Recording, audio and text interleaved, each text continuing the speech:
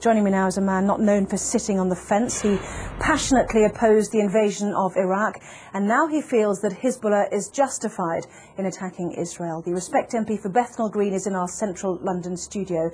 A very good evening, good morning rather, to you, Mr. Galloway. How do you justify your support for Hezbollah and its leader, Sheikh Hassan Nasrallah? A preposterous way to introduce an item, and what a preposterous first question. 24 years ago, on the day my daughter was born, and I've just celebrated her 24th birthday, I had to dash to the maternity hospital to see her given birth from a mass demonstration in London against the Israeli invasion and occupation of Lebanon. Israel has been invading and occupying Lebanon all of my 24-year-old daughter's life. The Hezbollah are a part of the Lebanese national resistance who are trying to drive, having successfully driven most Israelis from their land in 2000, Israel from the rest of their land, and to get back those thousands of Lebanese prisoners who were kidnapped by Israel under the terms of their illegal occupation of Lebanon. It's Israel that's invading Lebanon. It's Israel that's attacking Lebanon, not Lebanon that's attacking Israel. You've just been carrying a report of 10 Israeli soldiers on the border getting ready to invade Lebanon, and you ask us to mourn that operation as if it were some kind of war crime. Israel is invading Lebanon and has killed 30 times more Lebanese civilians than have died in Israel. So it's you who should be justifying the evident bias which is written on every line on your face and is in every nuance of your voice, and is loaded in every question that you ask. Right. You put your finger on the button, though, didn't you, when you said that Hezbollah was set up back in the 1980s in order to remove every Israeli soldier from Lebanese soil. As you said, it achieved that in 2000. No, it didn't. This is a setback. No, it didn't. It didn't. This is a key point that you're concealing from your viewers.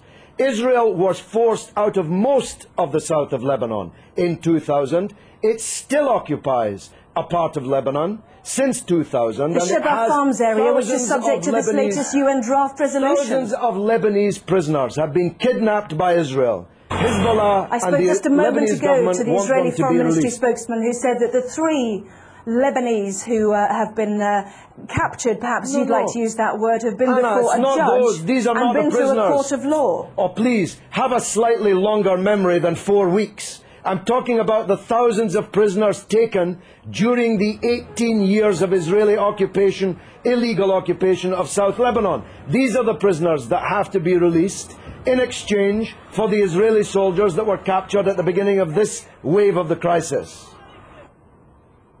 Can I ask you about a report that's in today's Sunday Telegraph, which showed that Iran has given Hezbollah long-range missiles capable of targeting any part of Israel. Iran, according to this Iranian MP who helped found Hezbollah, has also said that Iran has given the authorization to target Tel Aviv. Can you blame Israel for wanting to destroy those missiles? This is preposterous. America has given Israel missiles that can target not just every city in Lebanon, but every city in the Arab and Muslim world, including Iran. Why should America be allowed to give long-range missiles to Israel, including hundreds of nuclear missiles, but Iran is not allowed to give missiles? Because it's given it to a terrorist organisation. But they're not a terrorist organisation. Only in the mind of Rupert Murdoch's Sky and the Times and the Sun and the News of the World. I'm going to stop you there, Mr. Galloway. Prescribed terrorist organisations. One man's terrorist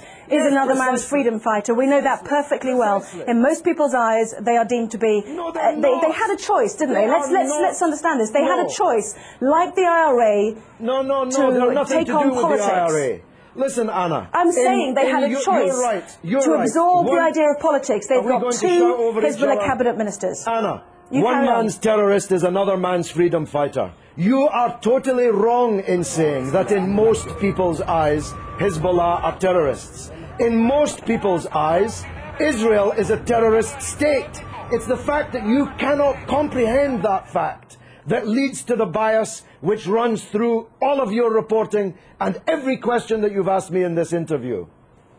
Can I ask you one question? I was relating to the IRA and Sinn Féin. They have decided to embrace politics. Hezbollah had the chance to embrace politics. They've already got two cabinet ministers. They're well respected in the south. In politics. They are. That's what I'm saying. Of the south if you listen of to me, I'm saying they've got two cabinet ministers already. They had a chance to do that. Why did they need to capture and kill Israeli soldiers on the border? Surely that sets back their ambitions to be a political force inside a democratic Lebanon. Look, because Israel occupies their country and holds thousands of their compatriots as kidnapped hostages in their dungeons. It's really very simple, except if you think only in a clock that goes back 4 weeks.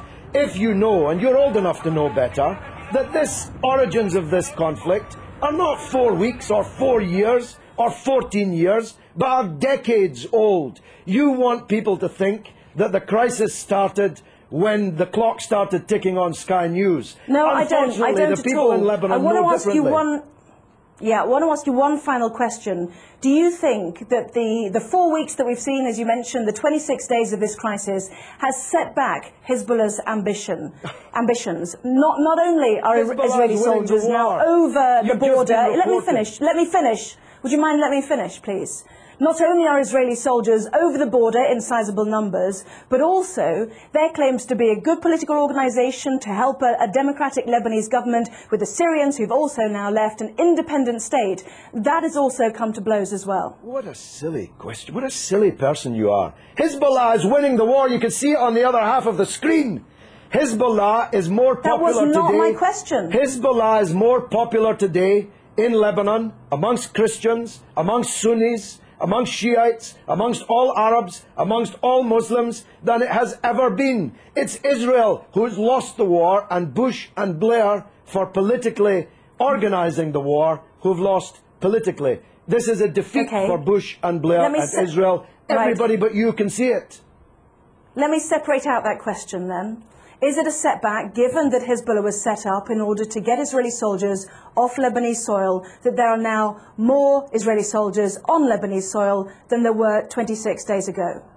Well, they seem to be getting a bloody good hiding on the other half of the screen that I'm watching. Maybe you can't see it, but I'm watching them getting a bloody good hiding in the war. So if that's a success, I'm not sure what a failure would look like. The reality is that this conflict will go on. The United Nations resolution solves nothing, gives Lebanon nothing, gives the prisoners in Israeli dungeons nothing, and as Anne Clewid, my erstwhile colleague, was just saying, Israel has just kidnapped even more Palestinian politicians, cabinet ministers, members of parliament, and thousands of others held in Israeli dungeons, and this war will continue until the overall settlement is reached. That settlement must mean Israeli withdrawal from all occupied territory that it currently holds since the war in 1967, the release of all political prisoners, and a state for the Palestinians with East Jerusalem as its capital. No justice, no peace. You're not going out of business as a newscaster in Jerusalem anytime soon, believe me.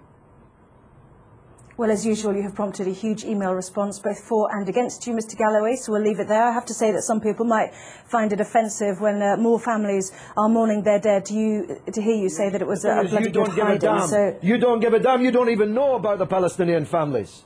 You don't even know that they exist. Tell me the name of one member of the 7 members of the same family slaughtered on the beach in Gaza by an Israeli warship. You don't even know their name, but you know the name of every Israeli soldier who's been taken prisoner in this conflict, because you believe, whether you know it or not, that Israeli blood is more valuable than the blood of Lebanese or Palestinians. That's the truth, and the discerning of your viewers already know it.